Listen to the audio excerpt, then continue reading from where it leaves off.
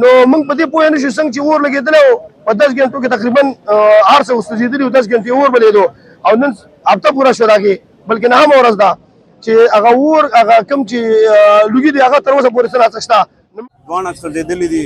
او دواړه دوکانونه زما خپل ذاتي دوکانونه وو او دې کې زموږ ټول مالونه سوځېدلي دي. همدې ټایم سنټر کې زما ګودام هم و هغه هم سوځېدلی دی.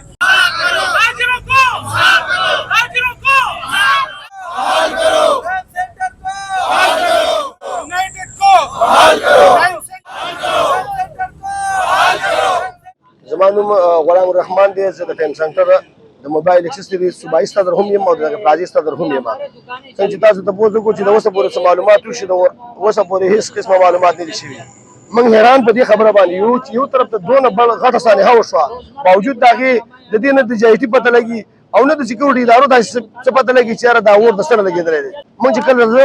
تقریبا 2 نمبر زه رارسېدلی وم زما چې یو وایس چیرمین دی هغه رارسېدلی بیا زه راورسېدم دې دوران کې تقریبا 10 نه 15 دوکانونه سوي وو خو چې کله زه راورسېدم حالاتو ته ما وکتل د حالات د قابو نه بار وو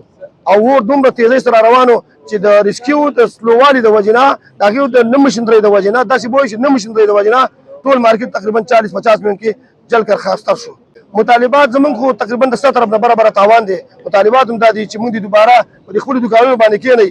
که زمونږ مدد کولی شي حکومت ټیک دا کو نشي کولی موږ له دې بلاسود قرضې راکړي که دغه هم نشي کولی نو مهرباني دې وکړي حکومت صوبایي او وفاقي او ټولو ادارو ته زموږ دا درخواست دی چې په 2 ورځو کې دننه زموږ دا ملبې بهر کړي زموږ خپلې مدد آپ په خپله کینو بیا به انشاءالله کاروبار شروع کړو بیا به مله ښه کړي. نو موږ په دې پوه نه شو څنګه چې اور لګېدلی و په 10 ګنټو کې تقریبا هر څه وسوځېدلي و 10 ګنټې اور بلېدو او نن هفته پوره شوه د هغې بلکې نهمه ورځ ده چې هغه اور هغه کوم چې لوګي دي هغه تر اوسه پورې څه ناڅه شته. نو موږ هم په دې نه پوهېږو چې اخر وجه څه ده ځکه چې زموږ دوکانداران دي په دوکاندارۍ پوهېږو تاسو میډیا والے په خپله میډیا په انکرۍ پوهېږئ نو دا خو د هر یو سړي خپل کار دی. موږ په دې نه پوهېږو څنګه چې به موږ ته ادارو والا د سکیورټي ادارو ویل چې ریسکیو والا به دې کار ښه پوهېږي نو زه حیران په دې یم که دا پیپ دې مال نه راکړو د ریسکیو په شان به ورته زه هم ونیسم دغه شان خو به زه هم ورته ونیسم خو هغه اور به مړ نه کړم هغه اور به بلېږي داسې به وي. نو موږ هم په دې اوسه پورې په دې پوه نه شو چې یاره اخر دا وجه د څه وه دا ولګېدل څه ده او دا دومره لیټ ولې شو. نو زندګي همیشه لپاره په امید خوړل کېږي. موږ چې د کورونو نه راوتي وو نو موږ ډېر غریبانان وو الله تعالی دې ځای ته رسولي وو انشاءالله الله به هم بیا کامیاب کړي بیا به هم کامیاب کړي. موږ الله تعالی صبر کوو شکر وباسو او صبر کوو په دې حالاتو باندې الله تعالی انشاءالله زموږ مدد کوي خو زموږ لږ معمولي غوندې مدد د حکومتي وخت وکړو انشاءالله موږ به الله تعالی ځای ته ورسوي بیا دوباره. زما نوم زبیر ګل دی د جنت سیکري د ټایم سنټر یم. اوسه پورې د نقصان ټولو دوکاندارانو ته کنفرم پته نه لګېدلې ځکه چې دا دوکان کې دوی مونږ کینو که نه نو مونږ به خپل وګورو چې یاره زمونږ چاته څونه پیسې دي د خلکو مونږ ته څونه پیسې دي نو چې هغه کله اسټیمیټ ولګي نو د ټول مارکیټ د اربو روپو نقصان شوی دی خو لا فلحال کنفرم فګر پته نه لګي چې څونه دي خو د اربو روپو نقصان شوی دی. بل دا اور چې کم لګېدلو دی نه مخکې زموږ مارکیټ کې اور لګېدلو هغه تقریبا 7 غنټو پورې لګېدلو خو یو دوکان کې مختص و هم زما دوکان و هغې کې مختص لګېدلو بیا ټول مارکیټ ته نور راړېدلې خو مونږ چې کله په کمه 1 بجې دلته رالو 3 دوکانو کې اور لګېدلو تقریبا 1 نیمه چې کېده نو ټول مارکیټ اور اغېشتو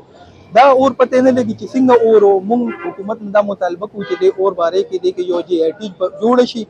او دا جی آی ټي د تحقیقاتو کې چې یاره دا اور څنګه لګېدلو څنګه لګېدلو څنګه داسې ظرفور شو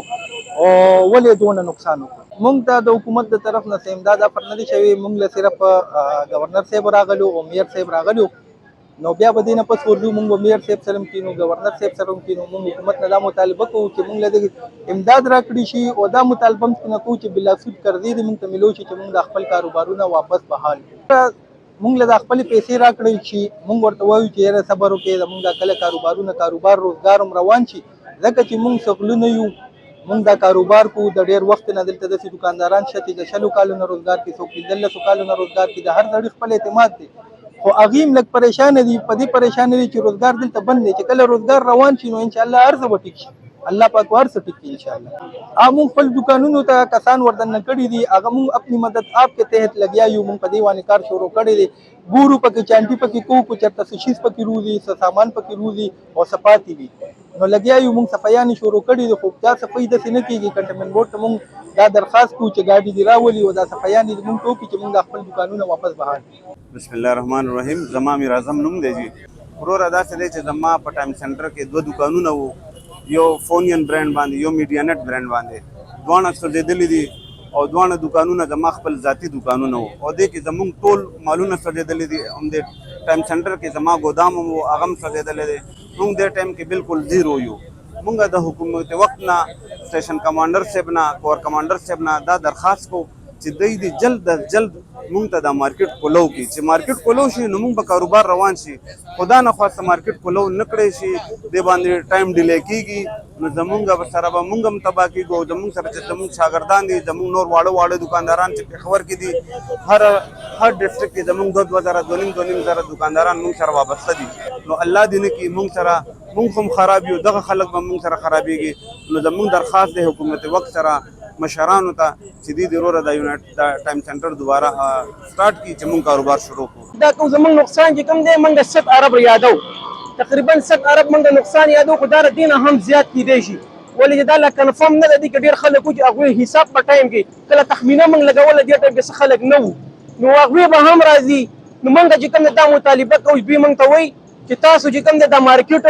مارکیټ لکه پته نه لګي مونږ ته دوی دا نه وایي چې دا مارکیټ به کله کولاویږي دا بس کېږي اوس پورې مونږ ته دې ریزلټ نه ملاوي شي مونږ وایي چې مونږ ته دې ریزلټ ملاوي شي چې مونږ ته کله ریزلټ ملاوي زمونږ یو مرګره هغه پرون یو خبره کوله چې زما 1 کروڑ 80 لک روپو قرضه د سره واپس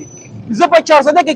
چې دکان وکم نو زه خو الته هغه 400 دی نو الته نه خو زه دا خپل نشم سر کولې خپل نقصان نشم سر کولې دا خو ټایم سنټر دا یو داسې مارکیټ ولته په ټول پاکستان نه موږ خلک راتل نو زه ان شاء الله کدلته موږ لا دوی دی باندې دغه وی کی زور راوړل شي نو ان شاء الله موږ به خپل نقصان ډیر زر تر زر راسر کو ان شاء الله دې مارکیټ کې